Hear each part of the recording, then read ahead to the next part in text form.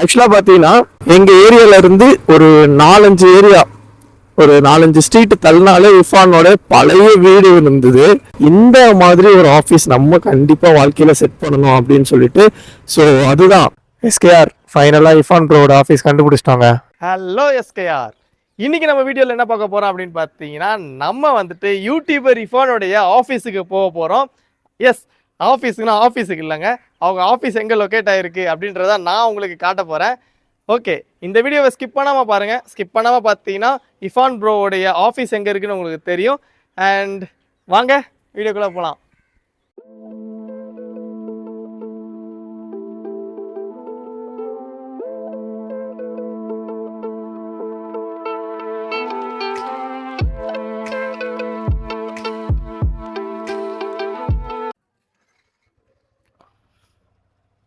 Okay SKR, ரொம்ப நாள் கழிச்சு ஒரு ஹோம் டூர் போட போகிறோம். இந்த வாட்டி யார் வீட்டுக்கு போக போகிறோம் அப்படின்னு பார்த்தீங்கன்னா, வீட்டுக்கு கிடையாது, ஆஃபீஸுக்கு போக போகிறோம். ஸோ யாரோட ஆஃபீஸுக்கு போக போகிறோம் அப்படின்னு பார்த்தீங்கன்னா, நம்ம இஃபான் ப்ரோ, யூடியூபர் இஃபான் ப்ரோ அவரோட வீட்டுக்கு தான் நம்ம போக போகிறோம்.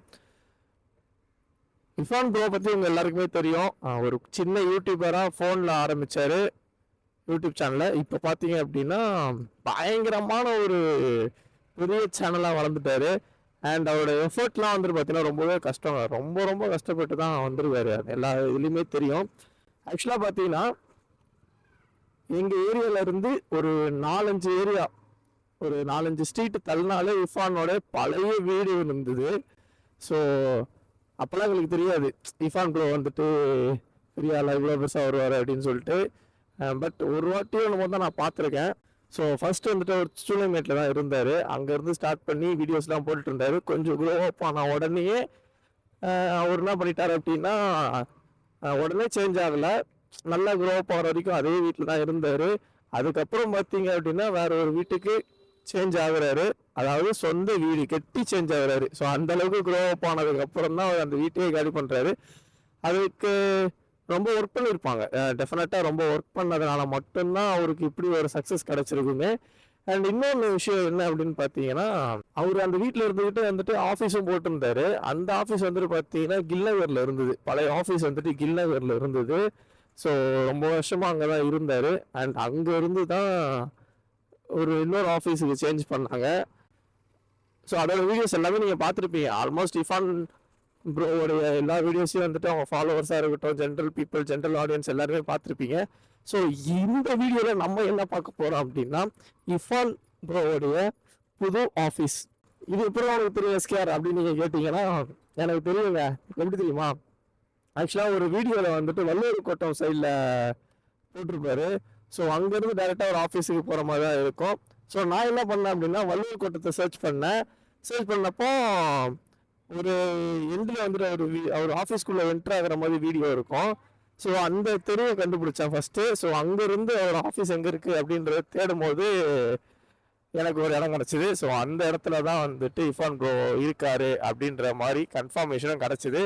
ஸோ அந்த ஆஃபீஸ் அட்ரஸை தான் நான் உங்களுக்கு இப்போ காட்ட போகிறேன். ஆல்மோஸ்ட் நம்ம சேனலில் வந்து பார்த்தீங்கன்னா சிம்பு ஆக்ட்ரஸோட வீடு, ஸோ நிறைய பேரோட வீடுலாம் நீங்கள் பார்த்துருப்பீங்க. தனுஷோட வீடு பார்த்துருப்பீங்க. ஸோ இந்த மாதிரி நிறைய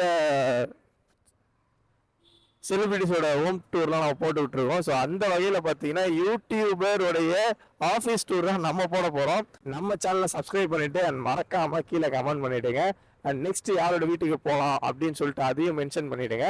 அண்ட் நெக்ஸ்ட் யாரோட லொக்கேஷன் வேணும், எந்த செலிபிரிட்டியோட ஹோம் இல்லை ஆஃபீஸோட அட்ரஸ் வேணும் அப்படின்றத லொக்கேட் பண்ணுங்கள். என்னால் முடிஞ்ச வரைக்கும் நான் தேடி கண்டுபிடிச்சி அதுக்கு ஒரு வீடியோவே ஒரு வ்ளாகாகவே நான் போட்டுறேன். ஓகே எஸ்கேஆர், இப்போ நம்ம யூடியூபர் இஃபானை பற்றி இன்னும் நிறையா தெரிஞ்சுக்கலாம். எனக்கு தெரிஞ்சு பார்த்தீங்கன்னா அவர் வந்துட்டு ரொம்ப கஷ்டப்பட்டார். அது எனக்கு மட்டும் இல்லை, எல்லாருக்குமே தெரியும்.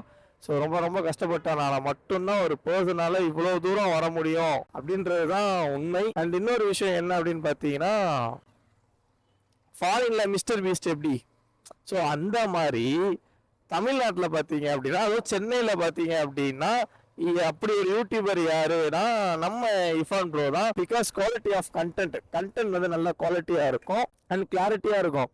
இப்போ ரெண்டே விஷயம் தான் நம்ம யூடியூப்ல வந்துட்டு சக்ஸஸ் ஆகிறதுக்கு. ரெண்டே விஷயம் தான் என்ன அப்படின்னு பார்த்தீங்கன்னா, ஒன்று வந்துட்டு குவாலிட்டி அண்ட் இன்னொன்று வந்துட்டு கிளாரிட்டி. இது ரெண்டுமே நம்ம கொடுக்குறோம் அப்படின்னா உண்மையிலேயே வேற மாதிரி இருக்குங்க. நீங்க ட்ரை பண்ணுங்க. நீங்க ஒரு குட்டி யூடியூபரா இருக்கீங்க அப்படின்னா ஒரு வீடியோவுக்கு வந்துட்டு ஒரு முக்கியத்துவம் என்ன அப்படின்னு பார்த்தீங்கன்னா குவாலிட்டி தான். குவாலிட்டியும் கிளாரிட்டியும் தான். இது இருந்தாலே ஆல்மோஸ்ட் யூடியூப்ல நம்மளால சப்ஸ்டைன் பண்ண முடியும். அண்ட் கன்சிஸ்டன்சி இது மெயின். வாரத்தில் பார்த்தீங்கன்னா ஒரு 4ல இருந்து ஒரு 5 வீடியோ நம்ம போஸ்ட் பண்ண ஆரம்பிச்சிட்டாலே பயங்கரமா ரீச் ஆயிடுவாங்க. கண்டிப்பா நம்மளால ரீச் கொடுக்க முடியும். இஃபான் ப்ரோ அளவுக்கு ரீச் கொடுக்க முடியும்னா நம்ம கிட்ட அந்த அளவுக்கு ஸ்டஃப் இருக்கணும். நம்ம மேல நம்ம நம்பிக்கை இருக்கணும் முதல்ல. ஓகே நம்மளால பண்ண முடியும் அப்படின்னு சொல்லிட்டு.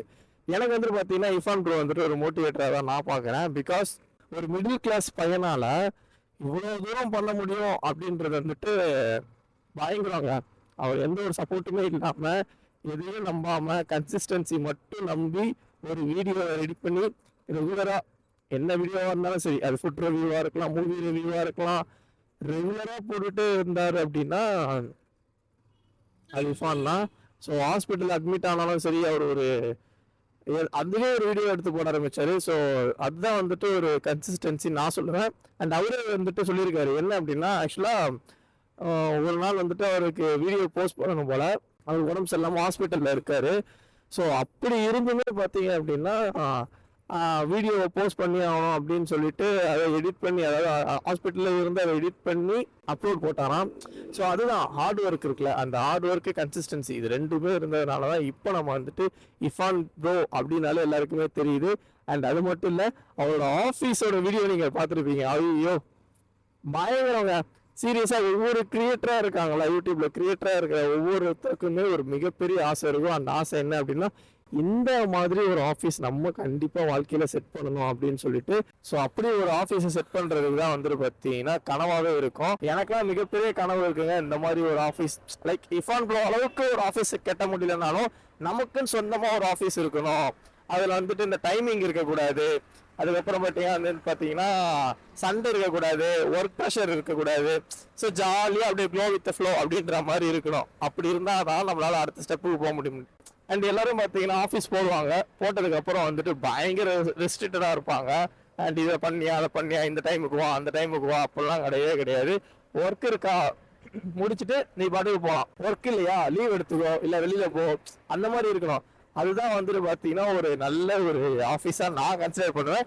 இன்ஃபேக்ட் ஃபியூச்சரில் நான் ஆஃபீஸ் வச்சாலுமே இந்த ரூலை தான் நான் ஃபாலோ பண்ணுவேன். ஏன்னா நம்ம ஒர்க் பண்ணுறதே தெரியக்கூடாதுங்க. ஒர்க் பண்ணுறது தெரிஞ்சிச்சுன்னு வச்சுக்கோங்களேன், ஐயோ கடுப்பாயிரும். ஐயா போனால் காலையில் 10 மணிக்கெலாம் ஆஃபீஸுக்கு போனோம், சாயங்காலம் 6 மணிக்கெலாம் ரிட்டர்ன் வரணும் அப்படின்ற ஒரு மைண்ட் செட்டுக்கு வந்துடும். என்னை பொறுத்த வரைக்கும் அப்படி ஒரு மைண்ட் செட்டே இருக்கக்கூடாது. ஒர்க் இருக்கா ஓகே, எவ்வளோ நேரம் வேணாலும் இருந்து பண்ணி கொடுத்துருப்போம்.